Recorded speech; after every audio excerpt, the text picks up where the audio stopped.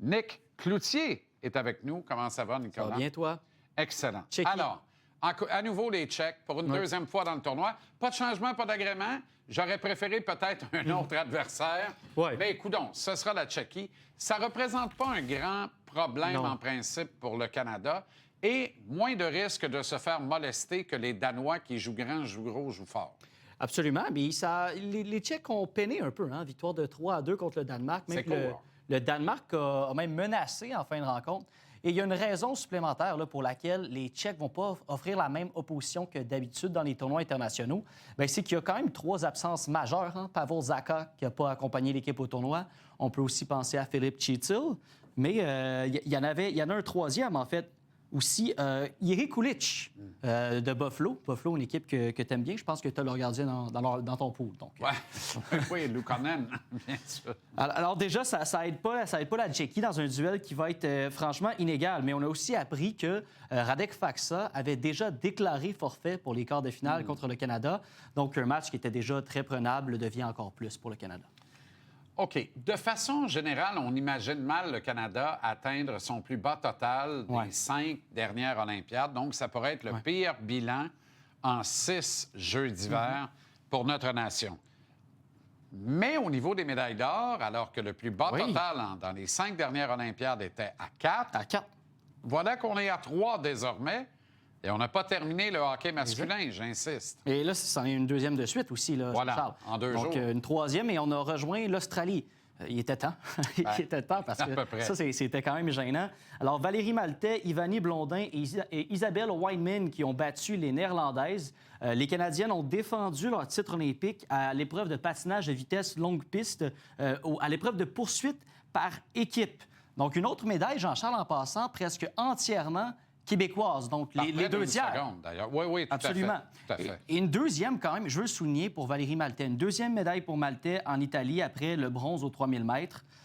Donc, au tableau des médailles, si on peut le montrer à nouveau, le Canada demeure encore à la traîne. Oubliez là, la projection là, de 30 médailles là, qui avait été établie, qui était un peu pompeuse avant le début des Olympiques. Maintenant, on va essayer de se rendre aux 20 médailles.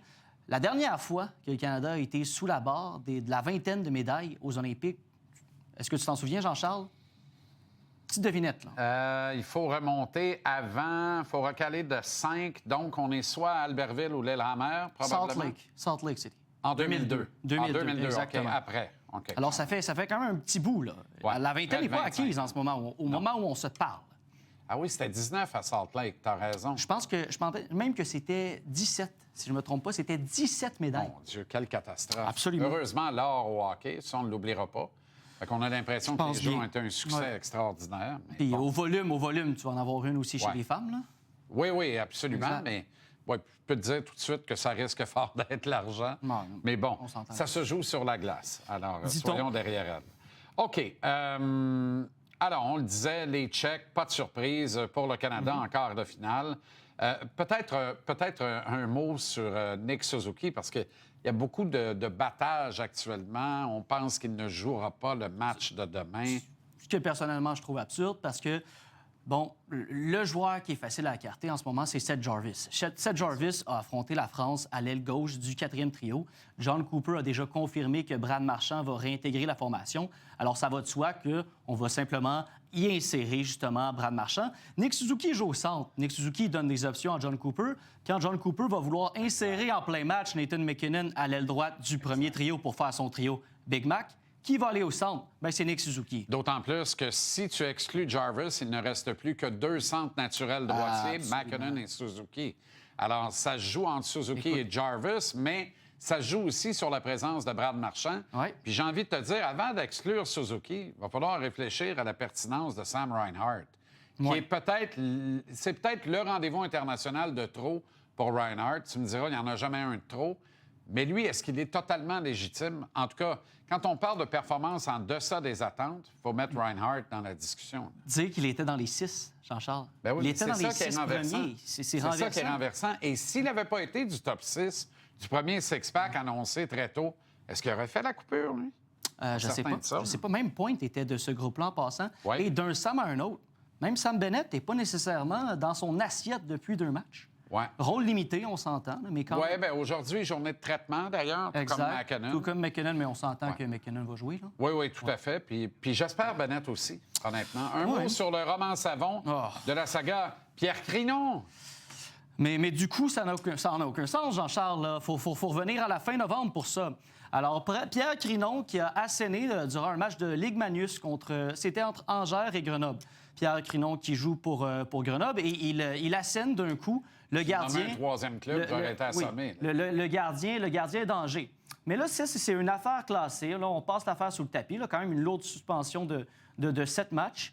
Crinon est avec les Brûleurs de loups. Oui. Les Brûleurs de loups de Grenoble. Alors jusqu'ici, ça va bien. Le procureur de Grenoble regarde cette histoire et se dit on va passer ça sous le tapis. La suspension est déjà assez lourde en Ligue Magnus. Alors, on passe à autre chose. Mais là, le procureur regarde les Jeux olympiques et trouve que le comportement de Crinon au jeu pour la France exprime un manque de remords.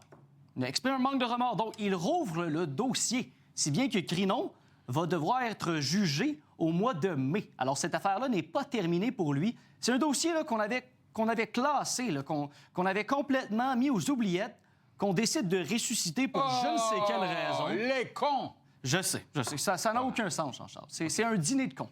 Oui, complètement. Avec M. Pignon, non, M. Crinon. Bon, peu importe. Il y a aussi un adepte de boomerang là-dedans que j'avais bien aimé. Oui, tout à fait, qui disparaît curieusement après un TGV. OK. Bon, le Canada empêtré dans une importante controverse au curling. Tu m'avais dit il va y avoir de la controverse au curling. Honnêtement, je t'aurais pas bien cru. Non, mais... Ça force même une modification de la réglementation. On est en pleine quinzaine olympique. Pleine quinzaine olympique. Est-ce que quelqu'un le sait? Ça a vraiment fait jaser. Là, ce qu'il faut comprendre, c'est qu'au curling, tu as le droit de tenir la poignée de la pierre jusqu'à ce qu'elle franchisse la ligne. La poignée, tu peux y toucher. Par contre, la portion inférieure, là, le granit, tu n'as pas le droit de l'effleurer. Mais là, subtilement, on a vu 2 curleurs canadiens le faire, tant chez les hommes que chez les femmes. Donc, Mark Kennedy et Rachel Oman ont été pris en flagrant délit d'effleurage de cette portion inférieure grise de granit. Pourquoi? Parce que ça donne une petite direction, il faut croire, à la pierre. Est-ce que ça change grand-chose? Peut-être pas, mais les marges sont fines dans une telle compétition et on va aller chercher n'importe quel avantage. Mais pourquoi un changement de règlement, là? Mais là, la Fédération internationale... Il n'y avait interdit. même pas de reprise vidéo au curling, en fait. Ah là, on amène la reprise. Alors, la Fédération internationale va permettre à un arbitre de regarder plus attentivement, maintenant, le lancer de la pierre pendant 3 manches consécutives à la demande. Alors, c'est ça qu'on va faire, pour avoir une supervision plus étroite. Mais là où le bas blesse, et là où le Canada fait mal figure à l'international, c'est que quand les Suédois ont confronté Mark Kennedy sur, justement, cette tricherie, Mark Kennedy a très mal répondu. Il a répondu d'un fuck-off, d'un va te faire foutre, qui a été capté par les micros. Ouais. En France, finira en dedans, là. Oui, peine majeure, là. Oh, complètement. OK, on voulait un décor hivernal. On l'a finalement dans les Alpes. Tout le monde est exaucé. Sauf que des compétitions doivent être reportées. Ça implique des Canadiens, notamment, dans 4 épreuves. Hein? Absolument. Donc, snowboard, slopestyle chez les hommes, Mark McMorris, Cameron Spalding, finale reportée à 5h20 mercredi. Snowboard, slopestyle, les femmes, Laurie Blouin et Juliette Pelcha, finale reportée à 8h30 mercredi aussi. Qualification saut à ski chez les femmes, reporté à 4 h du matin mercredi. Je suis sûr que tu vas l'écouter, Jean-Charles. Absolument. Marion Thénault qu'il faut surveiller et les qualifications chez les hommes. Mais là, ça s'est reporté à jeudi pour le saut à ski. Mais il annonce 26 cm de neige jeudi, Jean-Charles. Alors, bonne chance. Mais le Big Air, par exemple, aujourd'hui a eu lieu. La finale des hommes au ski acrobatique. Le Québécois